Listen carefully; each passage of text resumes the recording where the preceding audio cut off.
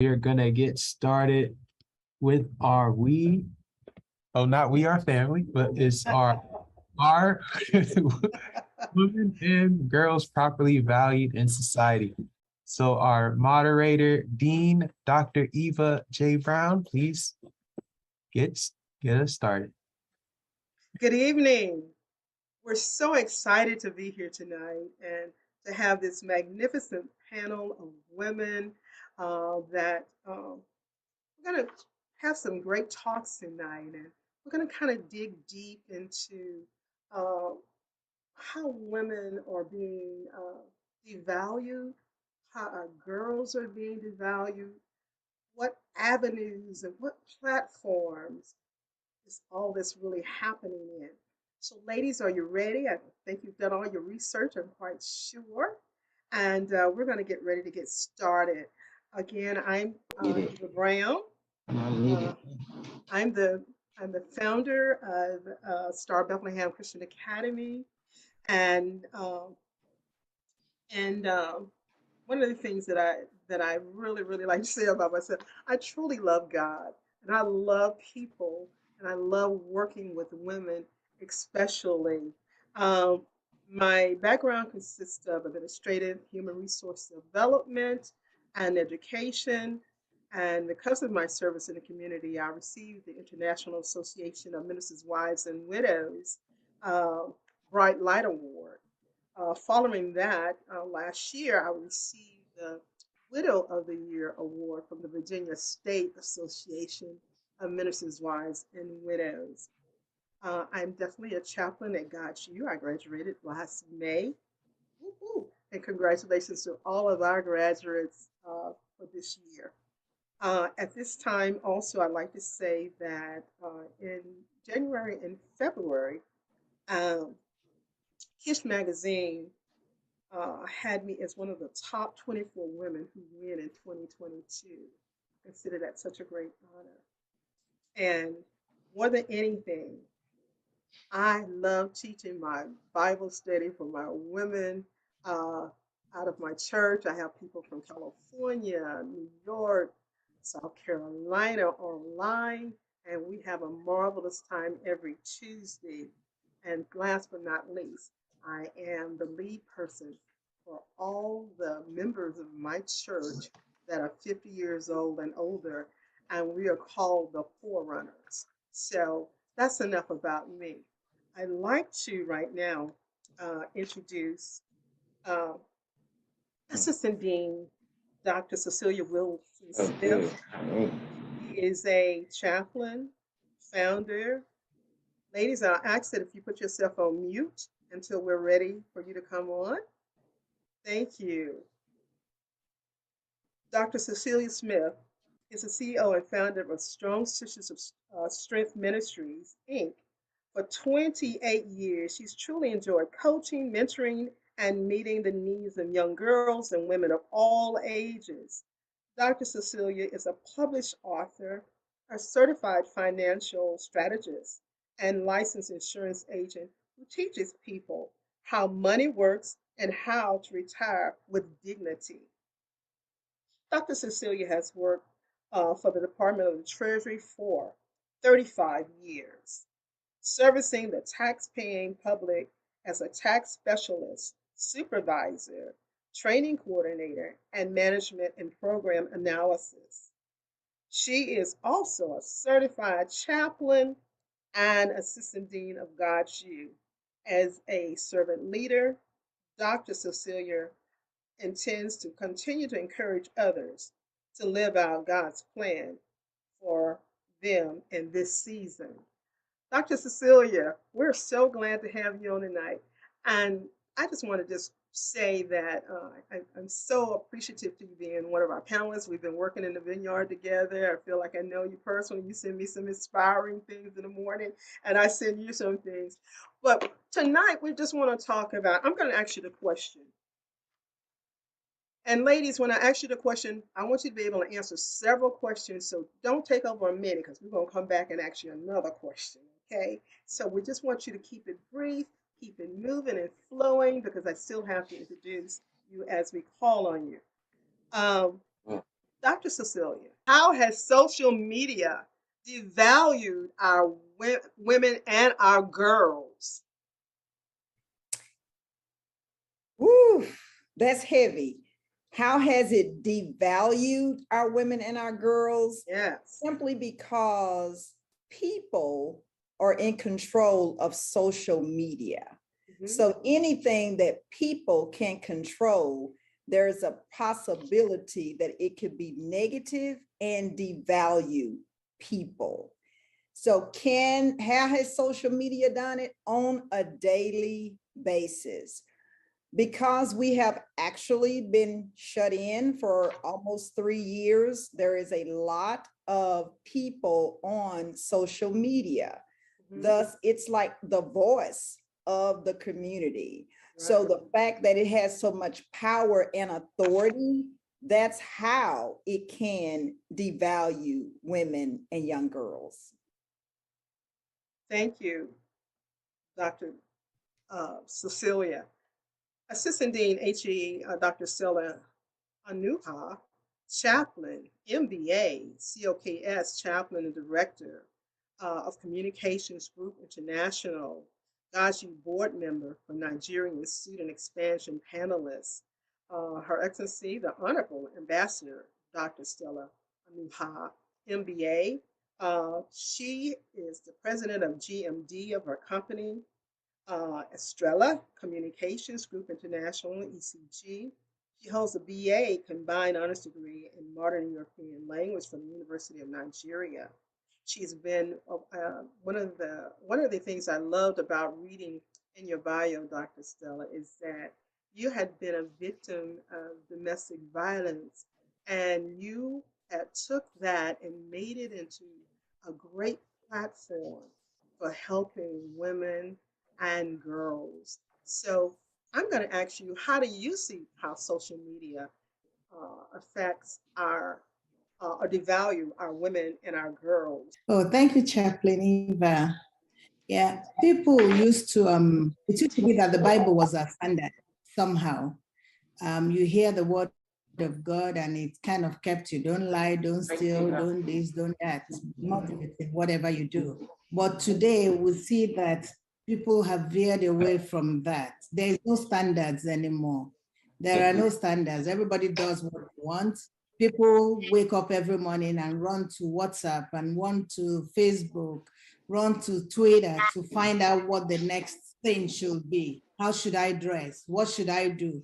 And any crazy person gives you an idea, you go and you run with it. So it's affecting the girls, it's affecting mothers, it's affecting even the women you expect to behave better. They are going back and acting silly simply because someone on social media says it's okay to do that. Um, I don't know if that answers it a little bit. I'm trying. I think that's excellent. Thank you for sharing that with us.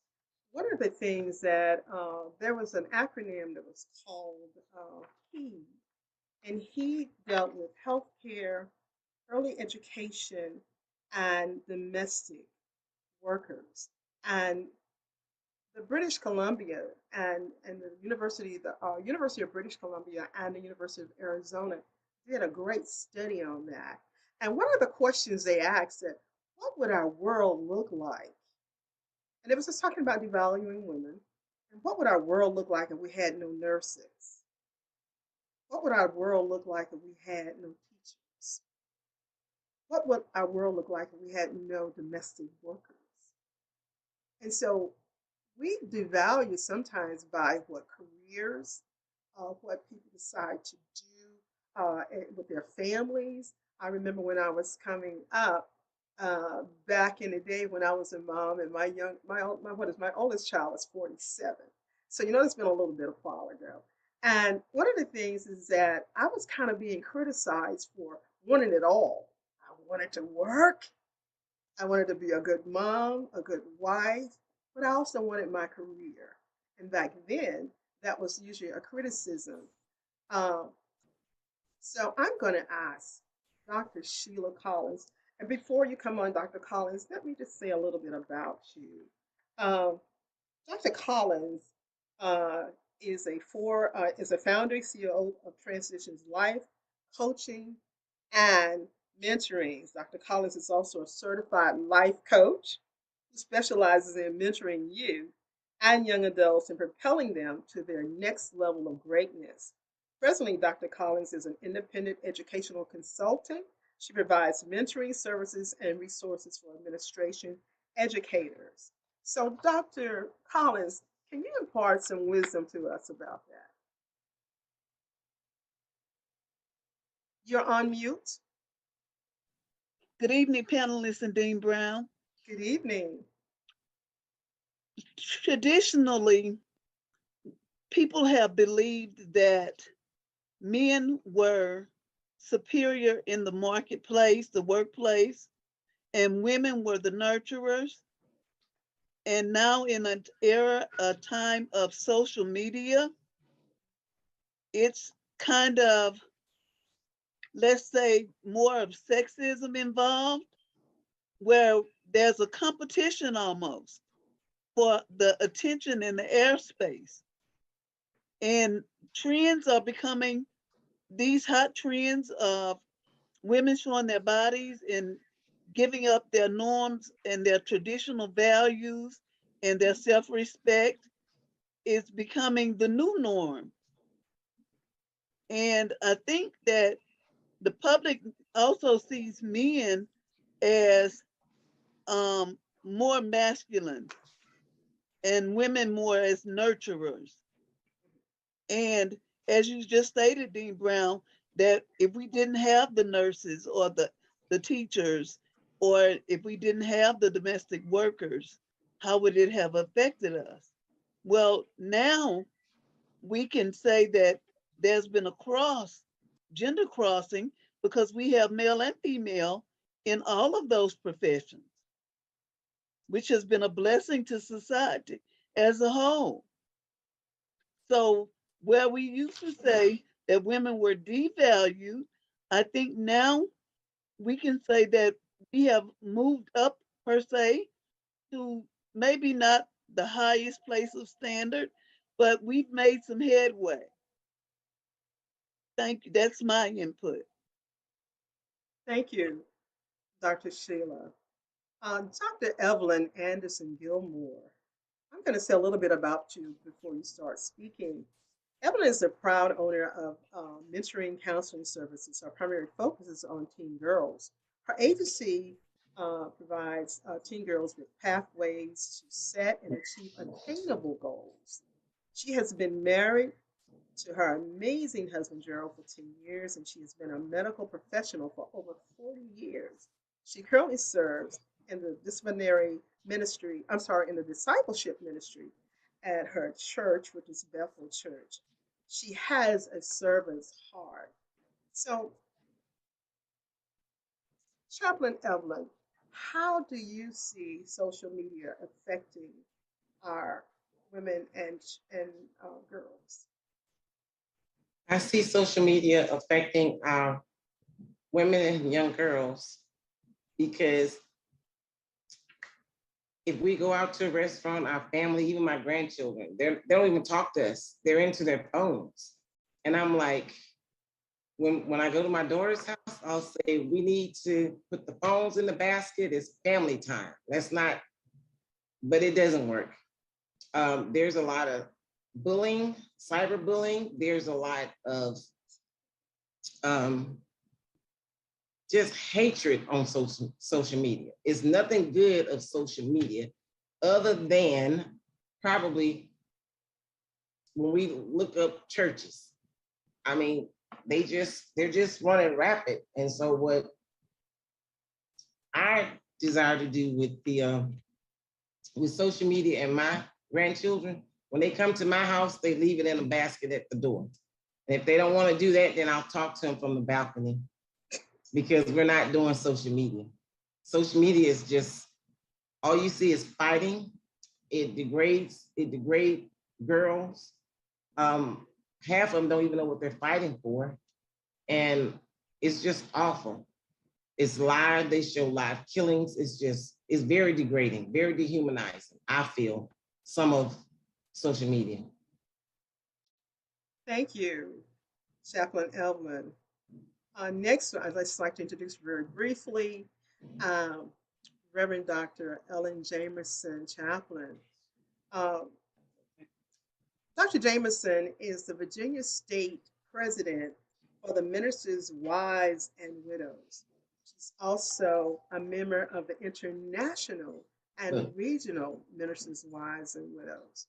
She is very humble and very active in her community and for the state of Virginia. She sponsors initiatives where we help elderly in the communities and also reach out to the schools and give school supplies and everything to the students in the schools in the less underprivileged counties of the state. So at this time, uh, Dr. Ellen, tell me, how do you think social media is affecting our, or devaluing, or even affecting our women and our girls? Good evening, Dean Brown. Good evening, all. Good evening. To be with you this evening. Yes, I think social media can devalue our young ladies, but it's only because we let it. It's just like the cliche, the love of me said money is the root of all evil. No, it's not. It's the love for the money. And it seems like the younger people love this social media, but we do have some parents that will stand strong. They are rooted and grounded in Jesus Christ, and they are going to buck against the social media. And my thing is with the young people, now that is one thing for our organization. The International Association is to unite minister wives and widows of various Christian denominations in one Christian fellowship. And we go out to help these ladies. You say, I say ministers' wives and widows. Yes, ministers' wives. We weren't always a minister's wife. And we are only human and we have faults as well as the next person. But to see a young lady with a top that is drip dropping to her navel, or to see her with a short skirt on showing her tattoo up on her thigh that she didn't need in the first place, we should correct them. And they do things because their peers do it. And we can live without having all of this peer pressure. It is so sad to see what's going on in the schools today, all the shooting.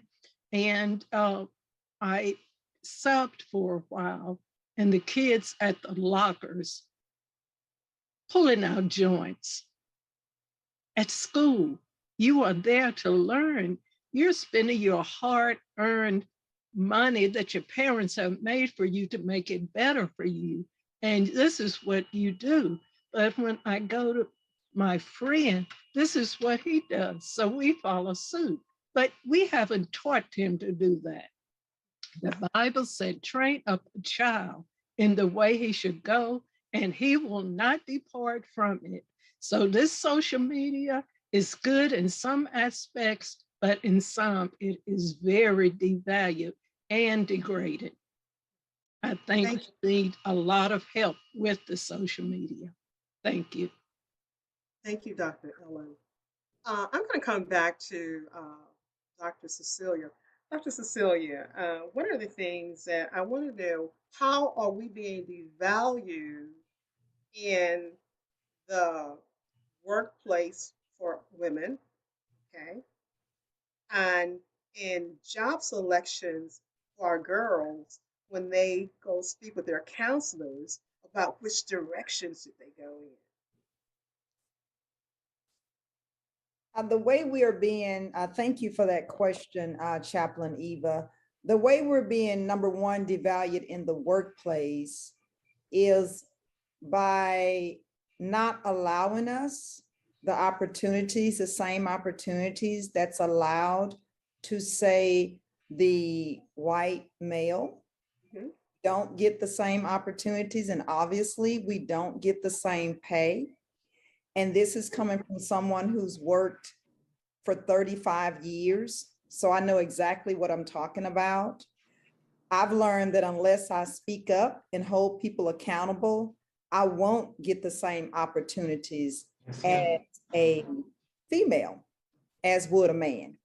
I will not. And not to say that this goes for all counselors, but there is a select group of counselors that, in a sense, discourage some girls from different professions, such as scientists, engineers.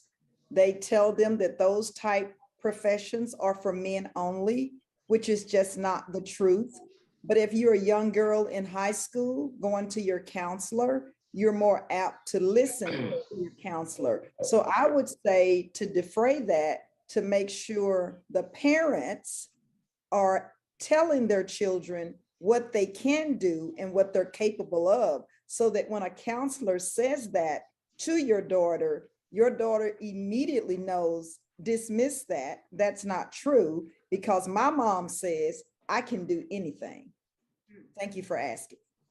Thank you. Dr. Sheila, you served as a principal. Tell me what happens to devaluing our girls in the school system. My past professional experience has shown me that many times when young ladies don't have the positive reinforcement at home to tell them that yes, you can be anything that you want to be, yes, you can do anything that you choose to do, then they can be easily discouraged in the school system and setting. They can't be victimized per se and stay in a impoverished mindset because of what is being told to them.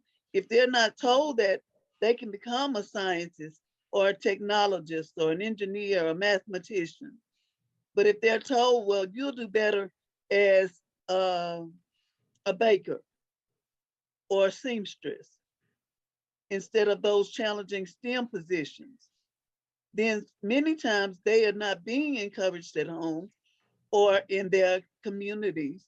And that's what it stops where they get it at school. And it's an unfortunate thing, but it does happen in reality. So that's when it takes the community as a whole to encourage our young people, particularly our young ladies, to encourage them to step out on faith and believe that they can do anything that they put their minds to. Thank you.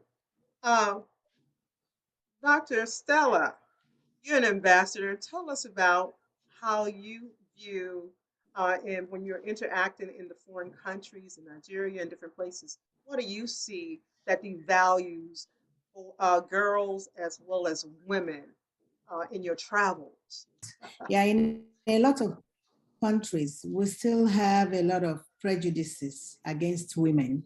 Women are marginalized in so many areas. In the, like we said, we're talking about schools.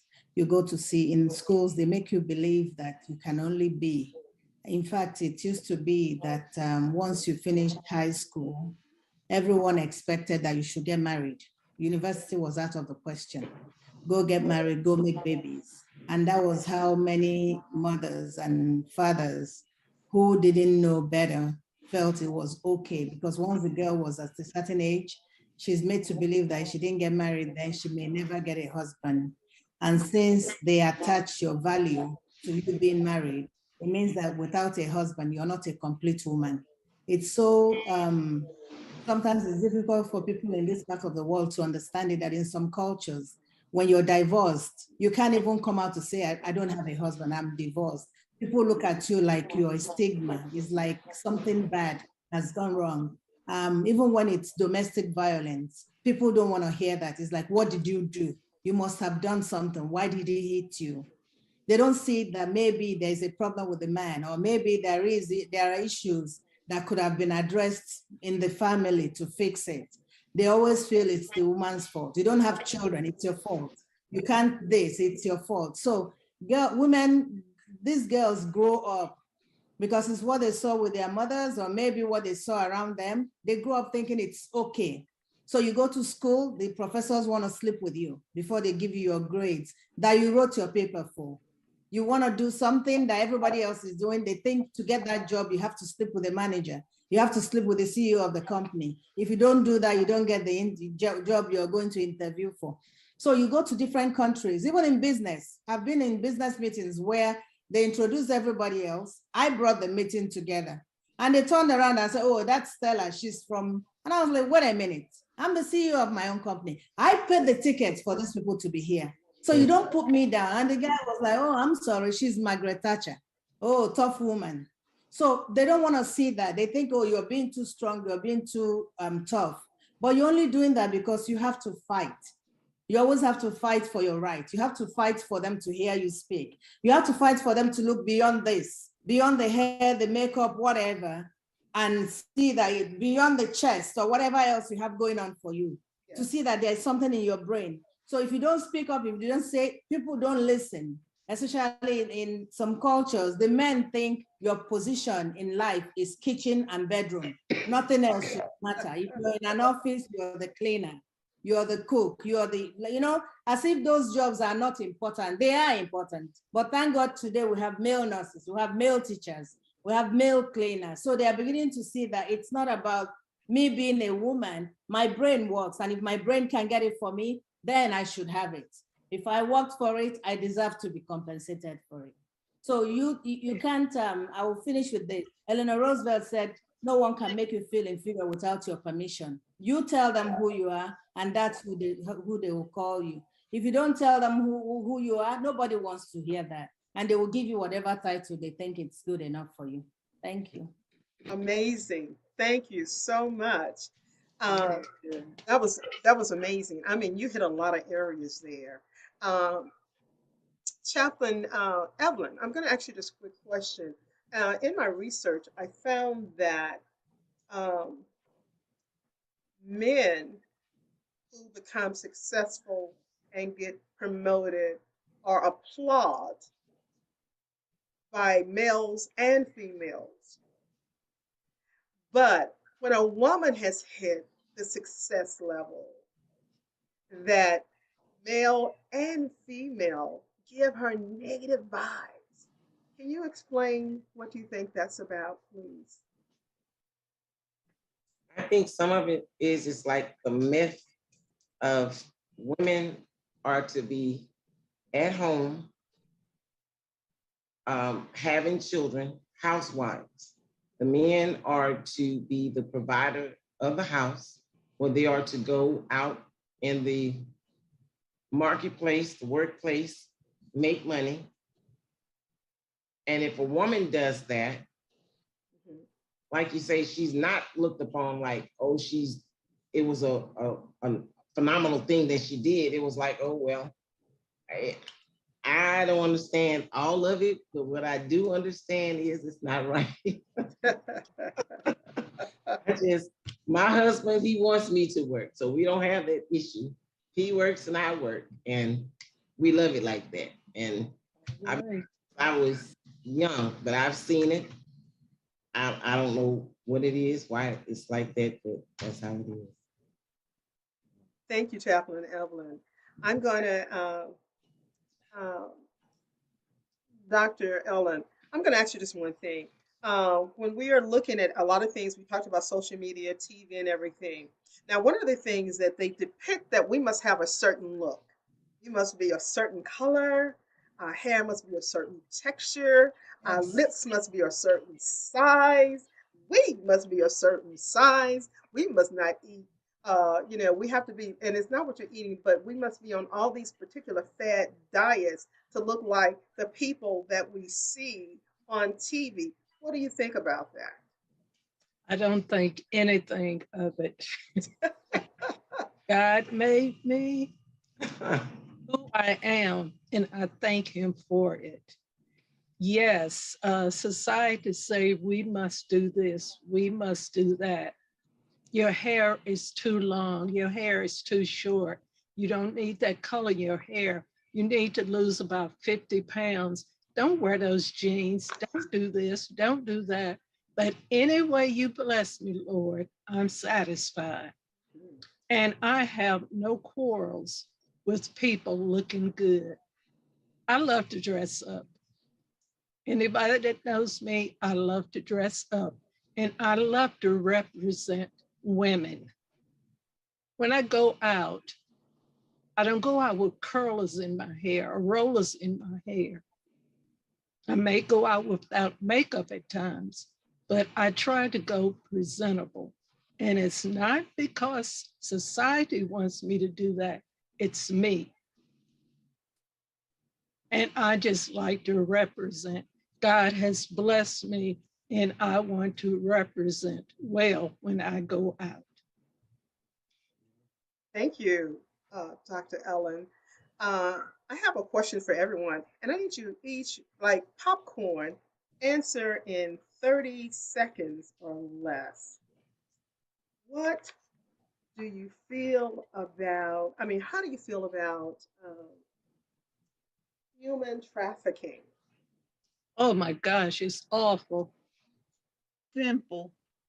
Sinful, awful?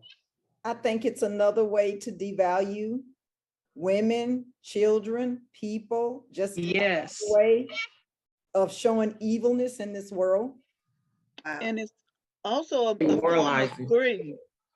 I'm sorry, Dr. Sheila? A form of greed because the traffickers benefit financially. Absolutely. Ms. Chaplain Culverson, Maurice, how do you feel? What do you It's feel about human evil. trafficking? We're glad you could join us. Thank you. I think it's one of the most awful things that's happening to our young people and our Yes. women today. I think that it's the values of a female, and it certainly the value of minorities who is the focus in many times. So I think that our government need to really look at it and try to do something about it. Thank you. Dr. Stella? Yeah, it's evil. And I remember attending a conference at the World Bank many years ago, and they were in Montgomery County, and they were talking about trafficking. I did human trafficking of girls. I didn't realize it was that prevalent in Maryland. I didn't know. I was thinking of Nigeria and people traveling to other countries and being so. I was shocked to find out that so much of it is happening here in the States among young girls, with girls being kidnapped, being stolen, and for different purposes. So it's an evil thing, and I know God is definitely going to punish anyone that does anything to a child. I don't know. I think their punishment will be in a different level. He's got a special place for I those hope people. so. I hope so, for real. I mean, Got a hope real so. special place. I would be remiss in not saying that Ms. Maurice, Reverend Maurice Culverson is the founder of the Institute of Positive Living and the executive director of Open Book Programs and citywide after-school literacy initiatives for adolescents. She's a visionary with over 30 years of experience in the nonprofit field, and she has a number of positions in the center director of the Chicago Youth Centers. So she's a lot more about all of you, but I just thought I wanted us to talk more about our issues, the issues that are at hand in front of us. Now, I want in 30 seconds or less, and I'm giving you guys these 30-second cues because I want to hear from you all. How are women being devalued in love and relationships? Along with girls, women and girls being devalued in relationships and love. Cecilia, we'll start with you, Dr. Cecilia. It's kind of the way I think about how back in the days when they were enslaving Black people and how they just literally did not think much of us as a people. It works to me the same way for young girls and women. Some people just don't think much of us compared to a man, so to speak. And so with that being said, I could care less about what people think about me, because what they think about me is their problem, not mine. And it's up to me to demand respect for who I am as a person. So I just will not allow people to mistreat me or think less of me in a relationship or anything that has to do with me as a person. People only do to you what you allow them to do to you. I simply won't allow it. Thank you. Thank you. Powerful. Um, uh, Dr. Sheila? I too agree with Dr. Cecilia. People treat you the way you allow them to. And when people show you who they are, then you need to believe them. They will Powerful treat words. you just the way that you allow them. If you let them roll over you like a steamroller, then you can expect to have tars splattered all over you. Wow. So I always say, when you walk into a room, make a conscious choice of who you choose to sit near and who you choose to spend your time in conversation with and how you spend your conversations. Your time and your talent is valuable, and Yes. you need to treat yourself as a valuable person and not just yield yourself to whomever, whenever. Wow.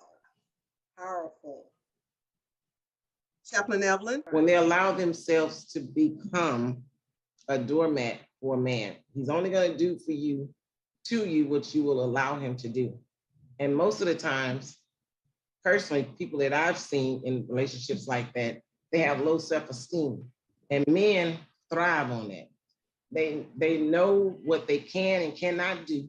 Like a man probably just looking at us, each one of us, he would know better to come to us and be like, baby, because we like, you gotta come better than that. I'm the oldest baby you ever seen, the oldest you will ever see. Call me baby, and I will tell a man that. They're only gonna do what you allow them to do, and we have to set our values up so anybody can't come in and tell us anything, women and girls, that we will fall for. Most of them, like I say, they have low self-esteem, they already have issues, and men prey on the brokenhearted. And that's the PREY pray, right? Yeah. Dr. Jameson. Yes, I have one sentence. Stay away from negative people. Mm. Right, Wow. Wow. right. Wow. Dr. Stella. I believe that many parents have failed their children. We failed to protect them. We're not there when we should be. Maybe because of economic situations, we had to work extra hard. I raised my kids a single mom.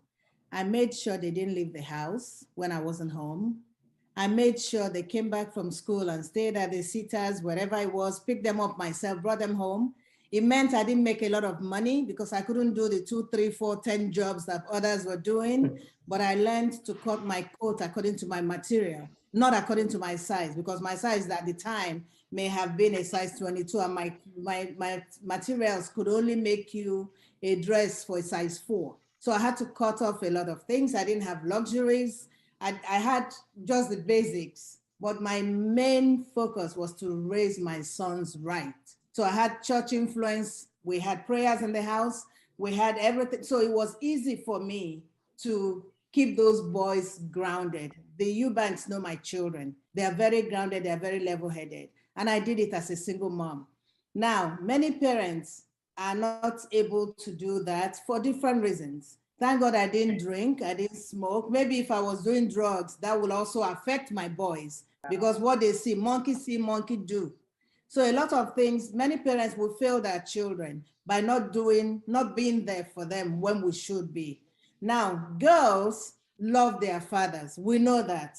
Boys are attached to moms, girls are their dads. So many girls that grew up with the love of their dad leave the home and they're looking for the same love in the men they meet outside. So they meet the frogs, they think he's the prince, and they kiss so many frogs. And by the time they are done, they become frogs themselves. So all I'm just saying is we have to be careful. Our little girls, our grandbabies, we need to start now It's never too late to start in cult, putting into that girl the right thing. Say, my daughter, you deserve the best. My mom always told me, you deserve the best. My sisters, all of us say you deserve the best. The sky is not even enough to limit you. So for me, even though my mom died many years ago, I always hear her voice saying you deserve the best. And I go for the best in everything I do. So we have a lot of work to do. The children, get them straight. It's never too late. The Queen Mother spoke about how she talks to the young ones and say, hey, make sure you put God first. God is everything.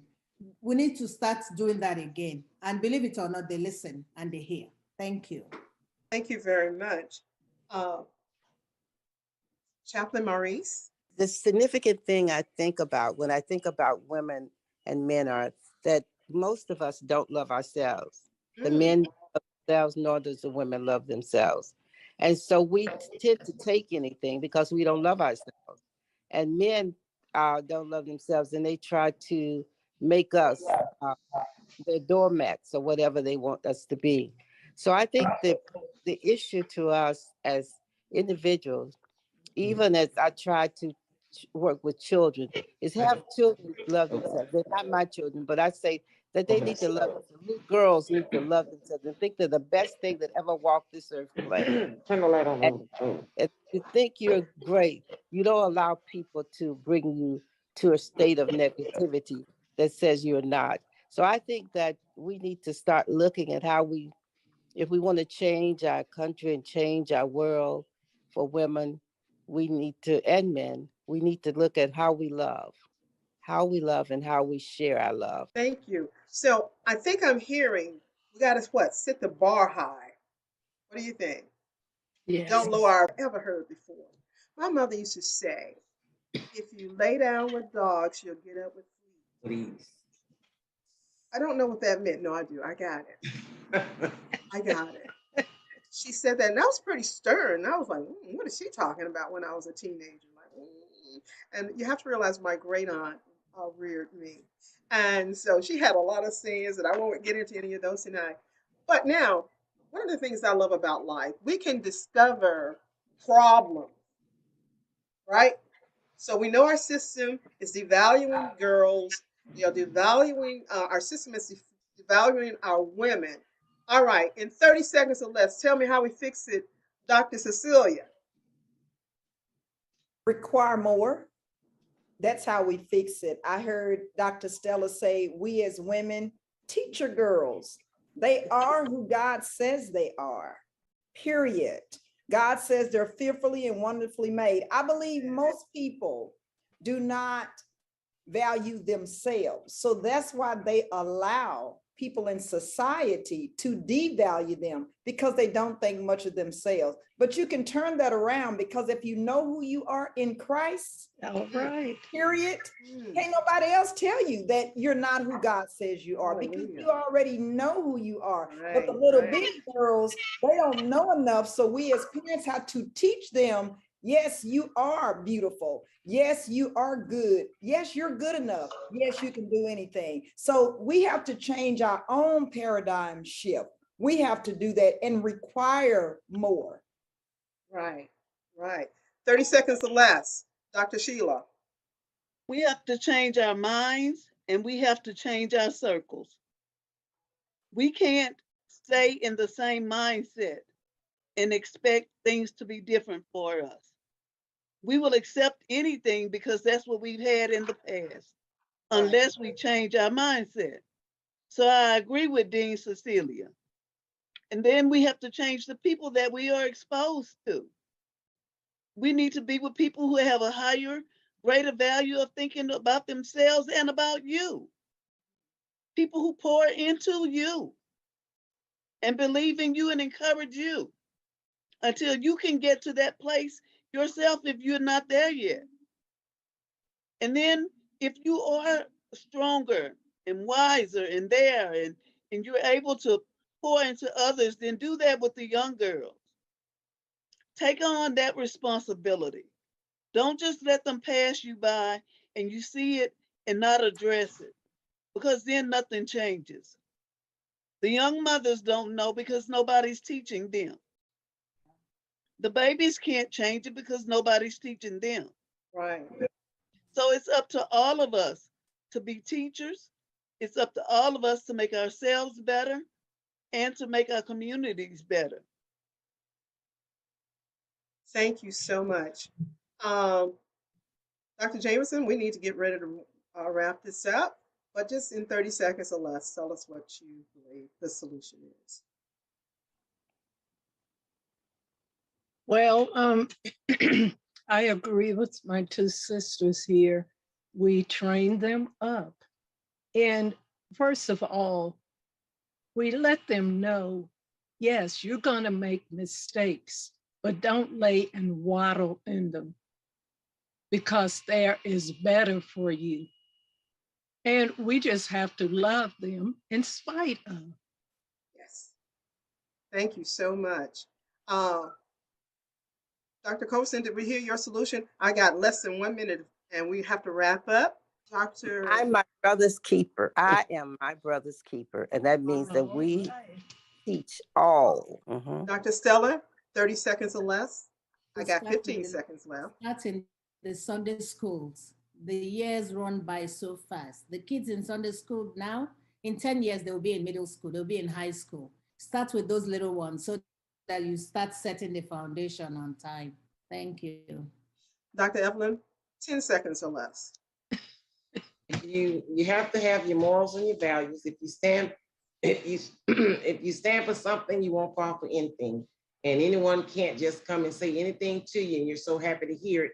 You're just so distraught. Just don't be morally bankrupt, so to speak. Praise God. Thank you, ladies. You have been amazing tonight. I'm telling you, give yourself a hand. And we pray that something was said and done to help our society, to help our girls, help the women in our lives and our families, to help the people in our village. You all are a part of my village, and I thank you for your time and your expertise tonight. God bless. Awesome, awesome. Wonderful job, ladies. And yes, we are obligated to take care of our young girls and our women. And you guys give great ideas. Look forward to your white paper so we can implement some of the things that you said about girls, self-esteem, going on the internet, etc. So blessings to you all. Have an outstanding night.